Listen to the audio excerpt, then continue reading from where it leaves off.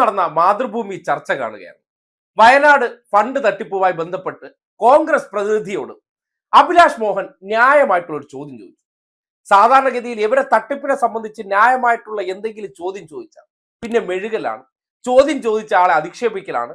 പോരാത്തതിന് അതിനെ സംബന്ധിച്ച് ചില പട്ടി ഷോകൾ കാണിക്കുക. ചോദ്യം ചോദിച്ചതിന്റെ പേരിൽ വ്യക്തിയെ അധിക്ഷേപിച്ചതിനോടൊപ്പം അലമ്പൻ രാജു കിടന്ന് കാട്ടിക്കൂട്ടുന്ന ഈ പരിഭ്രമവും ഈ വെപ്രാളവും ഒക്കെ കാണുമ്പോൾ തന്നെ അറിയാം എന്താണ് ഫണ്ട് വെട്ടിപ്പുമായി ബന്ധപ്പെട്ട് മൂത്ത കോൺഗ്രസും ഇളയ കോൺഗ്രസ് എല്ലാം ചെയ്തിരിക്കുന്ന പ്രവർത്തനം എന്തെന്ന് കൃത്യമായി ബോധ്യപ്പെടുന്ന ഈ ഒരു രംഗം കണ്ടേ. 100 വീടിന് വേണ്ടി നിങ്ങൾ എത്ര രൂപ സമാഹരിച്ചു പറയാൻ പറ്റുമോ കേരളത്തോട്? ബാക്കിയുള്ളവരൊക്കെ പറഞ്ഞല്ലോ 100 വീടിന് വേണ്ടി കോൺഗ്രസ് പാർട്ടി ഇത്ര രൂപ സമാഹരിച്ചിട്ടുണ്ട് എന്ന് പറയാൻ പറ്റുമോ? അല്ല, ചോദ്യമാണ് ചോദ്യം. 100 വീടിന് കോൺഗ്രസ് എത്ര രൂപ സമാഹരിച്ചു? ചോദ്യമാണ്. ഇല്ലെങ്കിൽ താങ്കൾക്ക് ഉത്തരവില്ലാന്ന് ഞാൻ വിചാരിക്കും. 100 വീടിന് കോൺഗ്രസ് എത്ര രൂപ സമാഹരിച്ചു?